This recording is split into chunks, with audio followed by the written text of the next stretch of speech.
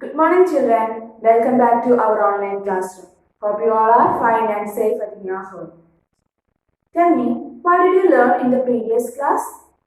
Yes, we learned how to read and write 3-digit number. And also, we learned a 4-digit number. Do you remember that? Yes, 1000.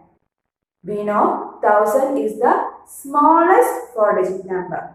Okay, so today we are going to learn how to represent numbers on the abacus. We have already learned how to represent numbers on the abacus. But today we will discuss how to represent numbers beyond 200 on the abacus. So children, let us start. Okay. What is an abacus? An abacus is an instrument with which we can count numbers and understand the place value of each digit in a number. An abacus has spikes depending on the number of digits in a number. To count a 2-digit number, we can use a 2-spiked abacus. To count a 3-digit number, we can use a 3-spiked abacus. The numbers are represented using beads. I told you to count a 2-digit number, we can use a 2-spikes abacus. For example, this is an abacus of 2 spikes, the spike of 1 and spike of tens. The letter O stands for ones, T stands for tens. For example, we have to represent the number 75 on this abacus. See, the number 75 contains 5 ones and 7 tens. So, we can represent this number on this abacus using circles. We can draw circles. That is, here we have 5 ones. So, we can draw 5 circles on the ones spike. Then we have 7 tens. So, we can draw 7 circles on the tens spike. So children, in this way we can represent a 2-digit number on the abacus. I told you to count a 3-digit number, we can use a 3-spikes abacus. This is the abacus of 3 spikes, ones, tens and hundreds. For example, we have to represent the number 243 on this abacus.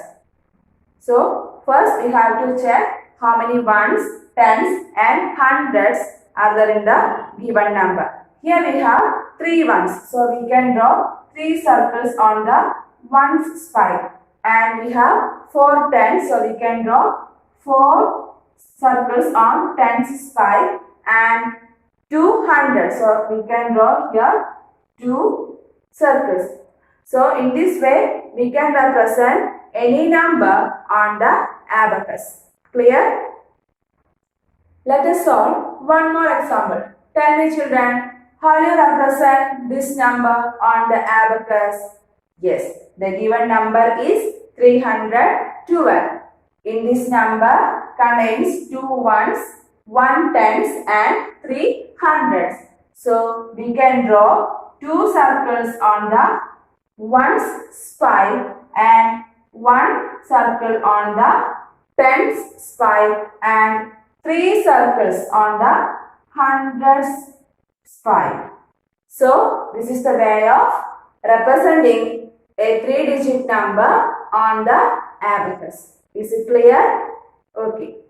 Now, we learn how to show the numbers on the abacus. Next, we have to learn how to write the numbers that already shown on the abacus. Here we can see a number has shown on this abacus. We have to find out which number is this. So let us start. Okay. See, this is a spike of 3. So we can say that this is a 3-digit number. Okay. Then this number contains 2 ones. Because on the ones spike we can see 2 circles, which means this number contains 2 ones and 1, 2, 3. 3 tens, then 5 hundreds. Okay, we can write the ones place digit first, that is 2. Then we can write the tens place digit. Here we can see 3 circles. So here 3 tens. So we can write 3 here. Then we can write the hundreds place digit. That is, here we can see 5 circles, which means this number contains 5 hundreds. That is 5. So what is the answer, or what is the number here? 532. So children, this is the way of write the numbers that have shown on the abacus. I hope you have understood how to represent a number on the abacus and also how to write the numbers shown on the abacus. Okay. Children, I attached the notes of lesson along with this video, and also you have to do the exercise problems in your textbook, that is the exercise number 2. Will you do that? Okay. So children, study well and practice well. See you in the next class. Till then, bye.